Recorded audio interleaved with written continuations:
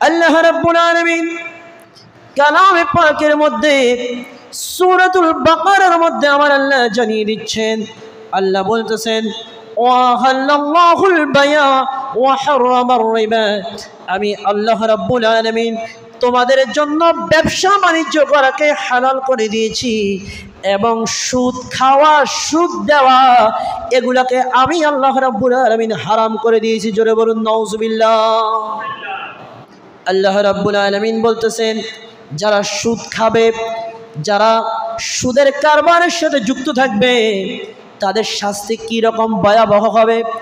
দুনিয়াতে তো তারা অবশ্যই শাস্তি পাবে, শুধু দুনিয়ার শাস্তির দ্বারাই তাদের শাস্তি শেষ নয়, হাসরের ময়দানেও তাদেরকে শাস্তি দেওয়া হবে, যাতে দুনিয়াবি সমস্ত মানুষ, হাসরের ময়দানের সমস্ত মানুষ যেন তাদেরকে দেখলেই বুঝতে পারে এরা সুদখোর। এজন্য আল্লাহ পাক কালামে পাকের মধ্যে বলেছেন আল্লাযীনা ইয়াকুলুনার রিবা, যারা সুদখোর, যারা সুদ বক্ষণ করে, যারা সুদের মাল খায়, লা তাকুমুনা, তারা কিয়ামতের ময়দানে দাঁড়াতে পারবে না।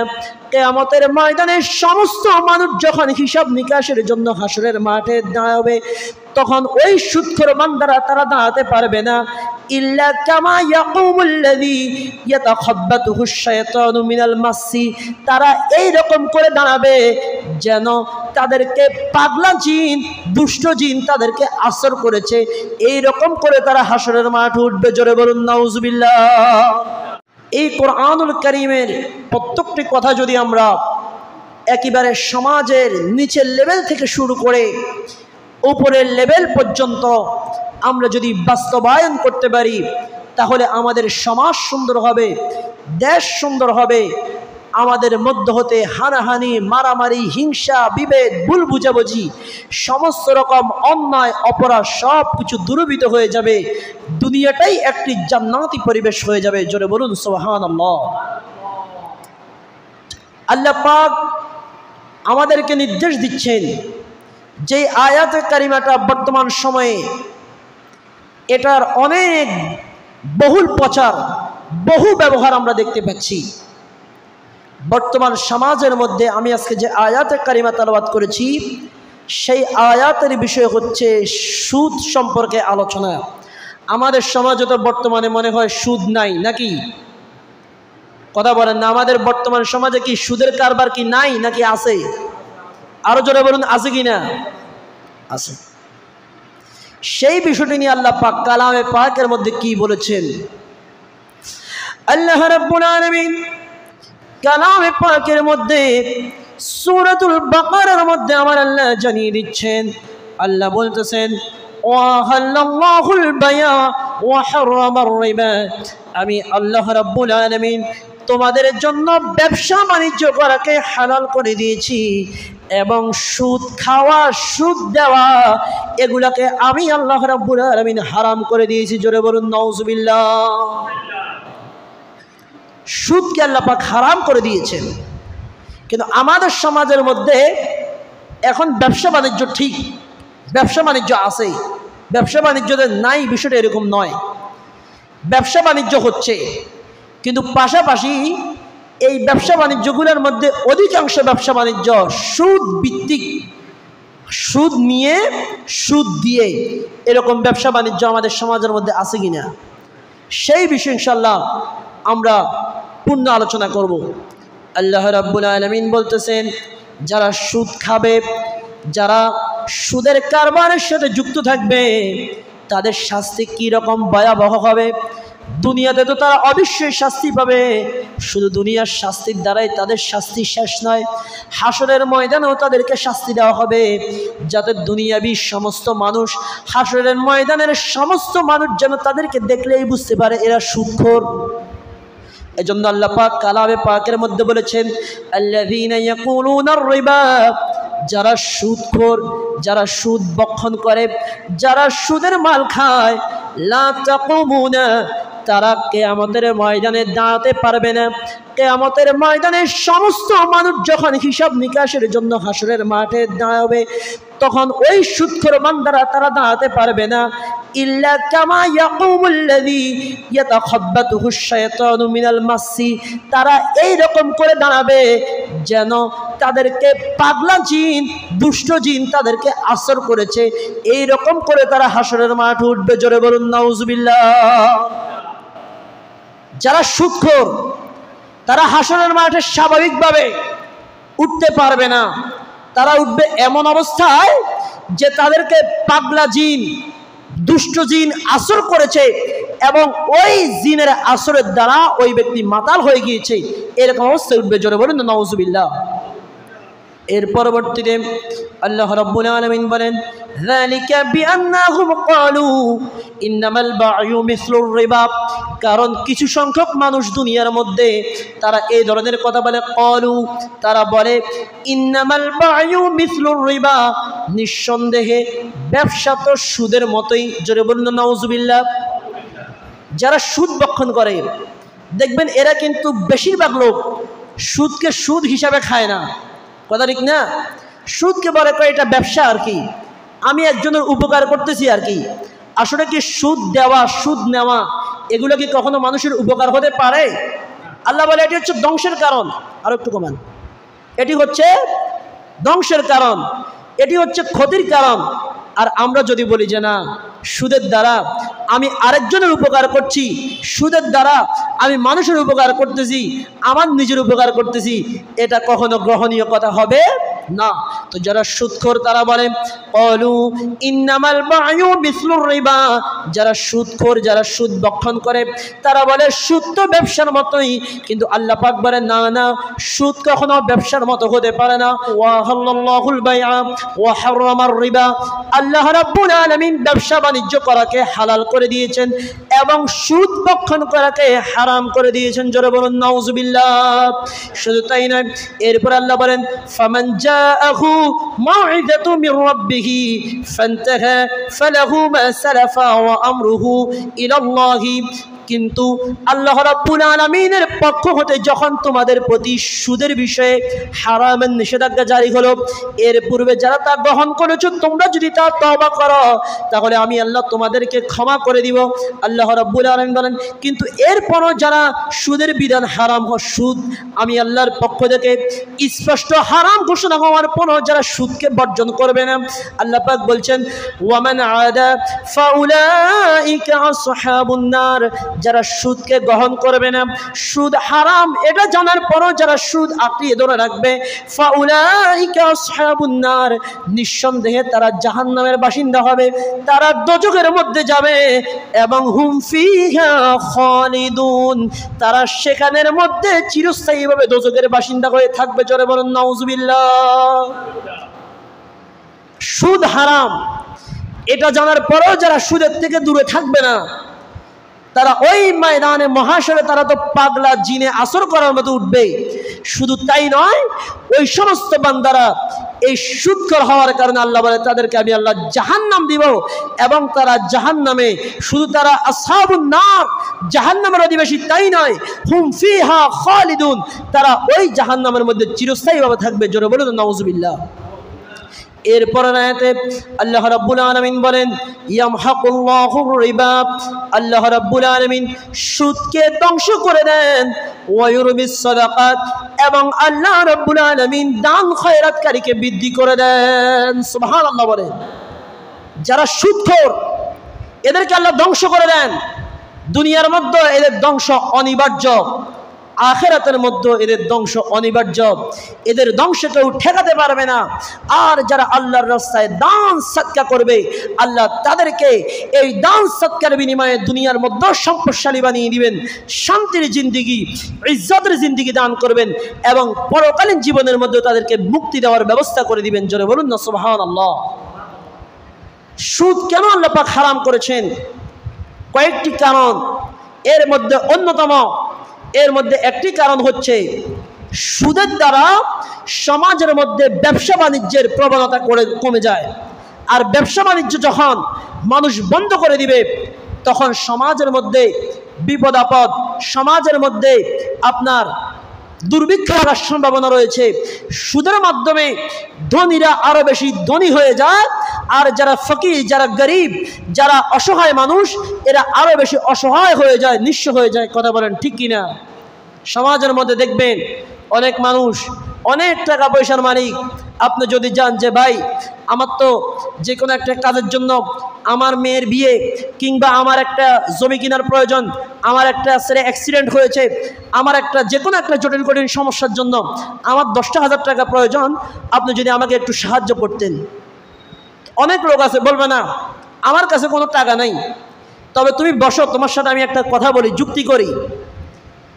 বসার পরে বলতেছে ঠিক আছে আমার কাছে কোনো টাকা নাই, তবে আমার বোনের কিছু টাকা বা আমার ভাই যে লন্ডন থাকে তার কিছু টাকা আমার কাছে আছে জমা। তো সে আমাকে বলেছে টাকাগুলো একটু লাড়াছাড়া করার জন্য। টাকাগুলো কি করার জন্য? লাড়াছাড়া করার জন্য। এজন্য আমি তোমাকে দিতে পারি, তবে শর্ত হচ্ছে 1000 প্রতি আমাকে 100 টাকা করে দিতে হবে। এরকম অনেকে আছে কি না? এরকম কি সমাজের মধ্যে নাই? বলে 1000 প্রতি 100 টাকা করে দিতে হবে। এটা আমার টাকা না, আমার টাকা হলে তোমাকে ঋণ দিতে পারতাম, কিন্তু এটা তো আমার বোনের টাকা, এটা তো আমার ভাই যে লন্ডন থাকে, আমেরিকা থাকে, তার টাকা আমার কাছে আমানত হিসাবে দিয়েছে। আর বলছে যদি একটু সুযোগ আসে তাহলে একটু নাড়াচাড়া করার জন্য টাকাটা। তো আমি যদি নাড়াচাড়া করি, না বাড়লে তো সমস্যা। জি তুমি নাও, সমস্যা নাই, আমাকে 1100 টাকা করে দিবে। জোরে বলুন না নাউজুবিল্লাহ। গোটা সমাজের মধ্যে আজকে সুদ বিরাজমান। অধিকাংশ ধনী মানুষ এই সুদের কারবারের সাথে যুক্ত, অথচ আল্লাহ পাক সুন্দর ব্যবস্থা করে দিয়েছেন কারজে হাসানা, মানুষকে ঋণ দেওয়া। কোনো অসহায় মানুষ যখন মানুষ বিপদে পড়ে আপনার কাছে ঋণ চেয়েছে, আপনি ওই ব্যক্তিকে ঋণ দেওয়া অনেক বড় সওয়াবের কাজ। রসুলে পাক অনেক বড় শুভ সংবাদ দিয়েছেন যারা অপর ব্যক্তিকে ঋণ দেয়। কিন্তু সুদের মাধ্যমে যারা সুদ দেয়, যারা সুদের প্রচলন আছে যাদের মধ্যে, তারা দেখবেন কোনো মানুষকে কখনো ঋণ দেয় না, কোনো মানুষকে ঋণ দেয়। আপনারা কথা বুঝতেছেন না? যারা সুদখোর, যারা সুদ খায়, সুদের সাথে জড়িত, এরা কখনো কোনো মানুষকে ঋণ দেয় না। এরা সব সময় মানুষকে ওই যে সুদের মধ্যে টাকা কারবারি করে। আর এইভাবে মানুষের মধ্যে ভ্রাতৃত্ব নষ্ট হয়ে যায়, সৌন্দর্য, সম্পর্ক, এগুলো মানুষের মধ্যে আস্তে আস্তে নষ্ট হয়ে যায়। কারণ কোরআনের যেই বিধান, সেই বিধানের বাহিরে কখনো কোনো শান্তি হতে পারে না। আল্লাহ পাক বলে যারা সুদখোর তারা ধ্বংস। আপনি হয়তো বলবেন যে না, যারা সুদখোর সে তো অনেক বড় বাড়ির মালিক, অনেক জায়গা সম্পত্তির মালিক, বিশাল মেল ফ্যাক্টরি রয়েছে, তার আন্ডারে অনেক কর্মচারী কাজ করছে, অনেক পয়সার মালিক, প্রত্যেক দিন ভালো ভালো খাবার, মাছ মাংস, উন্নত মানের খাবার, 5 স্টার রেস্টুরেন্টের মধ্যে সে খাওয়া দাওয়া করে, সে কোনো নর্মাল রেস্টুরেন্টে খায় না। এরকম ধনী ব্যক্তি এরকম শান্তি সারাদিন এসির নিচে ঘুমিয়ে থাকে, আপনি বলেন তার শান্তি নেই? আপনি ব্যক্তিগতভাবে খবর নিয়ে দেখবেন যারা সুদ গ্রহণ করে, সুদের টাকা দিয়ে কোটিপতি হয়েছে, ওই সমস্ত ব্যক্তির জীবনে শান্তি বলতে কোনো জিনিস তাদের জীবনে নাই।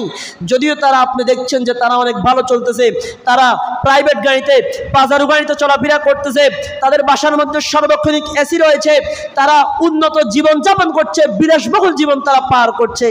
আসলে তারা জানে যে তারা কিরকম জাহান্নামে অবস্থান করতেছে। তাদের পরিবারের সাথে তাদের সম্পর্ক নাই, সন্তানের সাথে সম্পর্ক নাই, সন্তান কথা শুনে না, তাদের আন্ডারে কোনো কিছুই চলে না। সে একেবারে একা হয়ে রাতে যখন আপনি আমি ঘুমাই, আমরা শুইতে দেরি, আমাদের ঘুম আসতে দেরি হয় না। কিন্তু এ ধরনের অবৈধ ব্যবসা করে, সুদের কারবারি করে যারা ধনী হয়েছে, এরা রাত্রে ঘুমানোর সময় 1-2টা ঘুমের ট্যাবলেট খেয়েও ভালোভাবে এরা ঘুমাতে পারে না। এদের জীবন থেকে সমস্ত নিয়ামত, সমস্ত বরকত আল্লাহ পাক উঠিয়ে নেয়। জোরে বলুন না নাউজুবিল্লাহ। এরপরে সুদের 12টি ভয়াবহ পরিণাম রয়েছে। এই সুদের থেকে আমাদের সমাজকে, আমাদের দেশকে যদি আমরা মুক্ত করতে না পারি, তাহলে এই সুদের মাধ্যমে একদিন গোটা বিশ্বের মধ্যে একটি অরাজকতা পরিবেশ সৃষ্টি হয়ে যাবে। রাসূল করিম সাল্লাল্লাহু আলাইহি ওয়াসাল্লাম বলেছেন, কিয়ামতের পূর্বে আমার উম্মত সবাই কম বেশি সুদের সাথে ডাইরেক্ট ইনডাইরেক্ট ভাবে জড়িয়ে পড়বে। জোরে বলুন না নাউজুবিল্লাহ। আল্লাহ পাক আমাদেরকে সুদ থেকে হেফাজত করুক। জোরে বলুন আমিন। কিন্তু এখন দেখা যাচ্ছে আমাদের সমাজের মধ্যে যারা সুদখোর, তাদেরকে অনেকে সম্মান করে। সুদখোর যারা, তারাই দেখবেন অনেক জায়গার মধ্যে, প্রায় জায়গার মধ্যে যারা সুদখোর, এরা হয় সমাজের মান্যগণ্য ব্যক্তি, এরা হয় এলাকার বড় বড় ব্যক্তি, প্রভাবশালী ব্যক্তি, মসজিদের দায়িত্বের লোক, মসজিদের সভাপতি, এরা হয় মাদ্রাসার সভাপতি। এরা বড় বড় দায়িত্বে আছে বলেই আজকে এত আলোচনা হওয়ার পরও আমাদের মধ্যে কোরআনের বিষয়গুলো আমাদের মধ্যে আসতেছে না। ইসলামটা আমরা মানা আমাদের পক্ষে কঠিন মনে হচ্ছে, কারণ আমাদের সমাজ সুদ যুক্ত সমাজ হয়ে গিয়েছে। শুধু তাই নয়, এই সুদের থেকে আল্লাহ মাফ করুক, অনেক মসজিদের ইমাম সাহেব, খতিব সাহেব পর্যন্ত এই সুদের কারবারের সাথে যুক্ত আছে। জোরে বলুন নাউজুবিল্লাহ। কেউ যদি সুদ গ্রহণ করে কিংবা সুদ দেয়, এইরকম কোনো ইমামের পিছে জেনে শুনে ইক্তেদা করা, নামাজ পড়া কোনো অবস্থাতে জায়েজ হবে না। আল্লাহ পাক আমাদেরকে বুঝার তৌফিক দান করুক, সকলে বলুন আমিন। আল্লাহর প্রিয় নবী, দু জাহানের বাদশাহ মুহাম্মদুর রাসূলুল্লাহ সাল্লাল্লাহু আলাইহি ওয়াসাল্লাম হাদিসে পাকের মধ্যে বলেছেন, সুদ দেয়, সুদ নেয় কিংবা সুদ লেখে কিংবা সুদের সাক্ষী হয়, এই চার শ্রেণীর ব্যক্তির উপরে আমি নবীর লানত সব সময়। জোরে বলুন নাউজুবিল্লাহ। যারা সুদ দেয়, সুদ নেয়, সুদের সাক্ষী হয়, সুদের লেখক হয়, শুধু লেখে, কলমের পেজ দিয়ে লেখে, এরা সবাই সহ জাহান্নামী। আল্লাহ নবী এদেরকে সর্বাবস্থায় লানত দান করেন। এবং হাদিস শরীফের মধ্যে রয়েছে, রাসূল পাক সাল্লাল্লাহু আলাইহি ওয়াসাল্লাম বলেছেন, হাসরের মাঠে সুদখোর বান্দা যখন উঠবে, তখন আল্লাহ রাব্বুল আলামিন ওই বান্দাকে বলবে, ও বান্দা, তুমি তোমার অস্ত্র শস্ত্র নিয়ে রেডি হও, আমি আল্লাহ রাব্বুল আলামিন তোমার সাথে যুদ্ধ করব, কারণ তুমি দুনিয়াতে থাকাকালীন অবস্থায় সুদের সাথে জড়িত ছিলে। জোরে বলুন নাউজুবিল্লাহ। এরকম সুদের 12টি ভয়াবহ পরিণাম রয়েছে। 1 নম্বর পরিণাম হচ্ছে আল্লাহ এবং তার রসুলের সাথে যুদ্ধ করার ঘোষণা। 2 নম্বরে সুদের মারাত্মক পরিণাম হচ্ছে কিয়ামতের ময়দানে পাগল হিসেবে সে উঠবে, দুষ্ট জিনে তাকে আসর করেছে, এই অবস্থায় কিয়ামতের ময়দানে সে উঠবে। 3 নম্বর হচ্ছে তার গলার মধ্যে আল্লাহ জাহান্নামের ফাঁসি সর্বক্ষণ ঝুলিয়ে রাখবে। 4 নম্বর হচ্ছে তার জন্য এলাকার মধ্যে আযাব আসতে থাকবে তার কারণে, এই সুদি কারবারি লোকের কারণে। 5 নম্বরে হচ্ছে খাদ্যের অভাব হয়ে যাবে, ওই সমস্ত এলাকার মধ্যে ফসল ফলাদির মধ্যে বরকত কমে যাবে যেই এলাকার মধ্যে সুদখোর রয়েছে। 6 নম্বরে হচ্ছে তাদের পেট হাসরের ময়দানে তাদের পেটগুলি বড় করে দেওয়া হবে এবং তাদের পেটের মধ্যে সর্প থাকবে, অনেকগুলো সাপ থাকবে। এবং 7 নম্বরে হচ্ছে সুদের কুফল হচ্ছে যেই ব্যক্তি সুদ খায় সে ব্যক্তি নিজের আপন মায়ের সাথে ব্যভিচার করে। জোরে বলুন নাউজুবিল্লাহ। আরো জোরে বলুন নাউজুবিল্লাহ। শুধু তাই নয়, 8 নম্বরে হচ্ছে দুনিয়া আখিরাতে তার জন্য ধ্বংস অবধারিত। 9 নম্বরে হচ্ছে কিয়ামত পর্যন্ত সুদখোর ব্যক্তি মৃত্যুর পর থেকে কিয়ামত পর্যন্ত রক্তের নদীতে সাঁতার কাটতে থাকবে। যখন সেই ব্যক্তি পারে আসতে চাইবে, একজন ফেরেশতা ওই ব্যক্তিকে পাথর নিক্ষেপ করে আবার দূরে ঠেলে দিবে। এভাবে কিয়ামত পর্যন্ত সে পারে আসার চেষ্টা করবে, কিন্তু কিয়ামতের 1 সেকেন্ড আগেও সে পারের মধ্যে আসতে পারবে না। সর্বক্ষণ সে রক্তের নদীর মধ্যে সাঁতার কাটবে। জোরে বলুন নাউজুবিল্লাহ। শুধু তাই নয়, এরপরে যারা 10 নম্বর ক্ষতি হচ্ছে যারা সুদ খাবে, সুদ দিবে, সুদের লিখবে, সাক্ষী হবে, এই 7 শ্রেণীর উপরে আল্লাহর নবীর লানত। এবং 11 নম্বরে হচ্ছে সামান্য পরিমাণ সুদ খাওয়া, শুধু জাররা পরিমাণ 1 টাকা পরিমাণ সুদ খাওয়া মানে হচ্ছে কমপক্ষে তার মায়ের সাথে, তার নিজের মায়ের সাথে 36 বার ব্যভিচার করার গুনাহ। জোরে বলুন নাউজুবিল্লাহ। এবং 12 নম্বরে হচ্ছে 4 শ্রেণীর ব্যক্তির উপরে আল্লাহ বলেন, হাসরের ময়দানে আমি তাকাবো না, ওই সমস্ত ব্যক্তিদেরকে আমি আল্লাহ জান্নাত দিব না। এই 4 শ্রেণীর ব্যক্তি হচ্ছে যারা সুদ খায়। এবং 2 নম্বরে হচ্ছে যারা এতিমের সম্পদ ভক্ষণ করে। 3 নম্বরে যারা মদ পান করে, মদ্যপায়ী অবস্থায়, মদ পান অবস্থায়, নেশাগ্রস্ত অবস্থায় মারা যায়। 4 নম্বরে হচ্ছে যারা পিতামাতার নাফরমান সন্তান। এই 4 শ্রেণীর ব্যক্তির জন্য আল্লাহ পাক জান্নাত হারাম করে দিয়েছেন। জোরে বলুন নাউজুবিল্লাহ। তো সুদের মধ্যে 12টি কুফর রয়েছে। কতটি? 12টি। আল্লাহ পাক আমাদেরকে সুদের থেকে হেফাজত করুক, সকলে বলুন আমিন। এবং ব্যবসা বাণিজ্য যেভাবে আল্লাহ করতে বলেছেন যে আহাল্লাল্লাহুল বাইআ ওয়া হাররামার রিবা, আল্লাহ পাক আমাদেরকে সুদকে হারাম জেনে সুদের থেকে দূরে থেকে সঠিকভাবে ব্যবসা বাণিজ্য করার তৌফিক দান করুক, সকলে বলুন আমিন। আজকের আলোচনা অনুযায়ী সর্বপ্রথম আমাকে এবং আপনাদের সকলকে আমল করার তৌফিক দান করুক, সকলে বলুন আমিন। ওয়া আখিরু দাওয়ানা আনিল হামদুলিল্লাহি রাব্বিল আলামিন। আসসালামু আলাইকুম ওয়া রাহমাতুল্লাহি ওয়া বারাকাতুহু।